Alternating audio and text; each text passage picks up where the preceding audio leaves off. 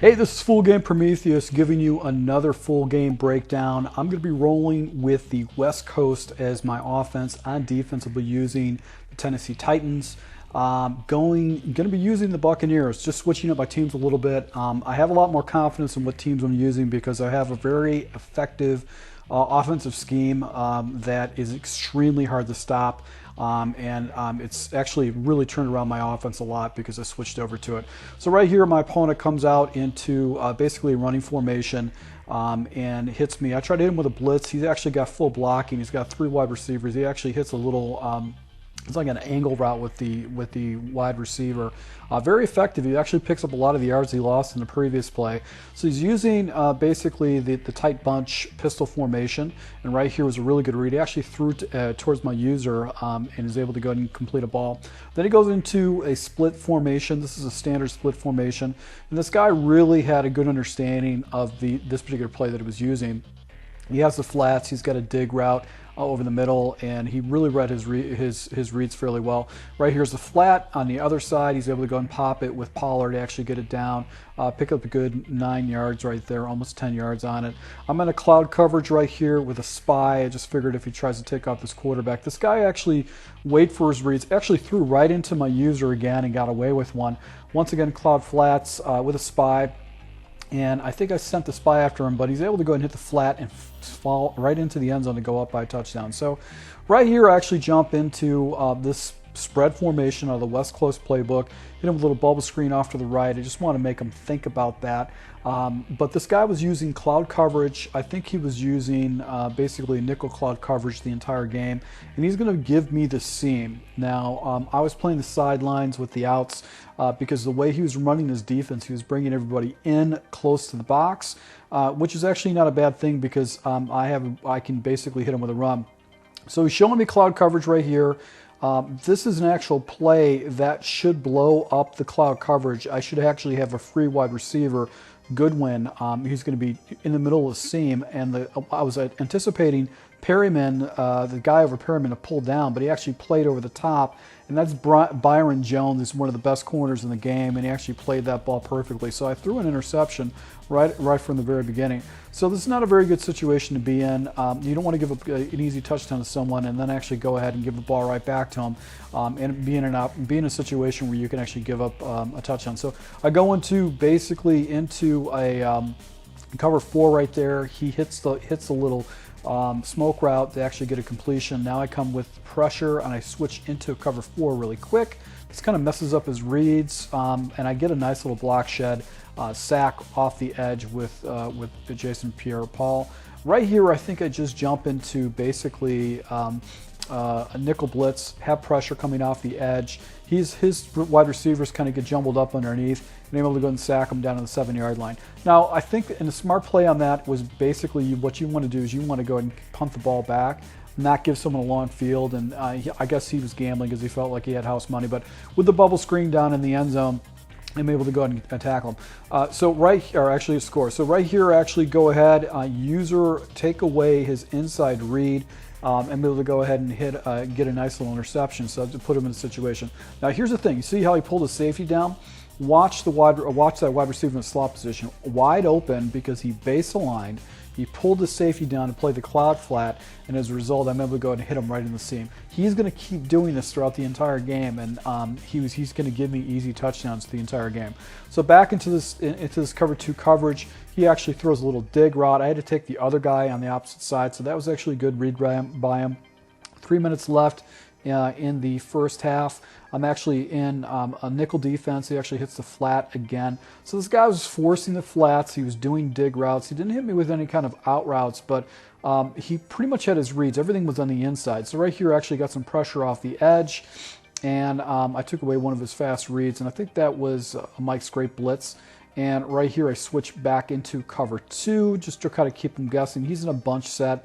I should have been using the opposite guy off the side, because essentially he throws right here into double coverage, and I get him in a 4th and 20. So this is a stupid situation. 4th and 20 down on your own side. I just basically do a cover 4 max blitz, send 7 people at him, and I get the ball right back. So I got 1:53 left. He had a fairly good drive the first time. He's kind of laid up a little bit on the last 2 drives. But in this type of situation, I want to go ahead and try to chew the clock as much as possible. Even if I get a field goal, I'm going to be up by 2 scores, getting the ball back in the second half, so I can chew the clock as much as I want. As long as he's not taking his timeouts, I'm actually in a pretty good situation. And he wasn't taking any timeouts whatsoever. So this is a nice little play that I can actually hit the little seam, catches people off. I can flip it either way, can't give it any opponent kind of a tell. Got the bubble screen off to the right. The blocking doesn't happen correctly. The user his guy almost clicked on right there and actually almost got me, but I got the ball down to the 1-yard line. Second and goal situation, I put a fade right off the back end side. I didn't like any of the reads. I actually had the slant on the back side. I didn't see that. And right here, 9 seconds left, and I'm just going to try to chew the clock down as much as possible. I fake some audibles, go with a draw play, and he gets picked up by one of my blockers, and I'm able to go ahead and put the ball into the end zone. Going up 2 scores and getting the ball back in the second half with the return. So feeling pretty good about the situation. So once again, he's playing a lot of these cloud flats. I got a streak on the left side and also a corner route. The cloud flat does not play that route, that corner route correctly, and I'm able to go and pop that. Didn't really go to that too much. And right here, he's bunching his guys up. Watch, do the little bubble off to the right. My wide receiver did not play the block correctly. I don't know what was going on that particular situation, but I'll take it. I take a delay of game, so I lost the 4 yards that I actually got. It actually works kind of like a sack. I got a slant on the inside, and right here I missed through the ball. I don't know what was going on right there. It was like I was getting rushed, but that's Jameis Winston being Jameis Winston. He's going to give up a interception throughout a different game. So right here he goes with the bunch. I think he was with the single back bunch situation. He actually hits me with a run. I actually go ahead and try to hit him with a Mike Scrape blitz that I got a previously play that I actually got a blitz again, but he actually picks it up perfectly, hits the seam route, and gets the ball down into the end zone. So it went from a 3-point swing, an opportunity to be a 3-score swing to actually to a situation where he's down by 1 score, but he misses the extra point, and that puts me in the driver's seat because now the pressure's on him. Now watch, he pulls the safety down. I've got Jones on a fly route. Jones is 93 speed. He's one of the faster running backs in the game. Look how he just flies right over that. And the other defender right there just can't keep up with it, and I'm going house against him. There's nothing he can do about it. So just as quickly as he scores on the turnover, I come right back and hit him right in the seam. He was giving me the seam the entire time. So back trying to stop this bunch set. Right here, he's doing this subpart, like this little wheel route type situation. I'm able to go ahead and put a defender in the area. Now he actually does a little drag underneath that, and I got a guy that tackles him. So he only picks up about 3 yards in that type of situation. Now I go in a cover 3 cloud situation. I don't have my clouds going out, but he actually hits the flat off the back end side. And right here, I think he gets a first down right there. He does. So first down, I go with basically cover 4 type situation. I think I do underneath coverage. And look at this read. He's got a dig on the backside. He actually hits it. The guys play soft to play the crossing routes, and he actually hits the dig on the backside. So he's obviously seen this type of coverages. I'm running a lot of zone coverages. I hit him with a man coverage, messes up his reads a little bit. He's not expecting it, so I get a sack. 2nd and 17 situation, jump back into cover 4 against him, and I think I actually go with the all-out blitz, and he actually makes a good read. He actually hits his tight end in that type of situation. So that was a very good play right there. So right here, I actually go ahead and go back into cover 4. I think I do over-the-top coverage in this type of situation, and actually slides this guy off. And he's got basically a drag with a running back angle route right there. He's able to hit the drag, pick up 5 yards, working the ball down. 4 minutes left. I actually go with a cover 3 blitz, but I go ahead and take my outside guys and put them in hard flats, just try to mess them up a little bit. And I actually throws into a dragger, and my hard flat comes down and plays that. So he doesn't pick up any yards whatsoever on that last play, but it was a very risky play. Right here, cover 3 cloud flats. He throws up to my user. I'm able to go ahead and take that ball away. 4th and 4. He jumps into a completely different formation. I try to send a blitz after him. He hits me with his tight end right over the middle, gets the ball down to the 4-yard line, and then goes back to a similar play. He actually no-huddled it to this. I go in a cover 2, figuring he's probably going to try to run to the outside, and actually he does like a little dragging route. He actually hits it over the middle, and I stop him short of the goal line.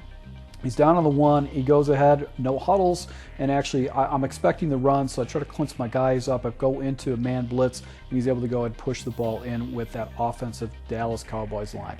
So back on the scheme again. This is my goal. All I have to do is just milk the clock against this guy, and this game's pretty much over.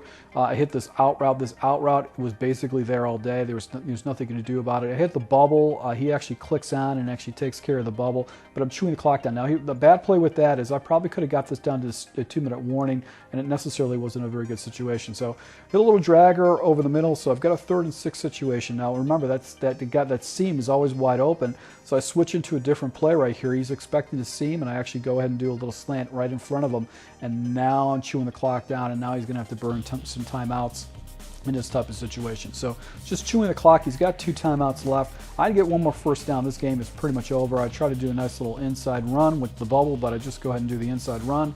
Once again, same play. He's got a bunch of guys in the box, but I get really good blocking right there for Barber. Actually get the ball down. 3rd and 1 situation, and then I just sealed the game victory right there with another run. So once again, my subscribers, thank you for support, guys. I'll be rolling more of this spread formation playbook just because it's so really good out of the West Coast playbook, and I'm picking up wins, and people are having a hard time stopping it. So thank you for support. Until next time.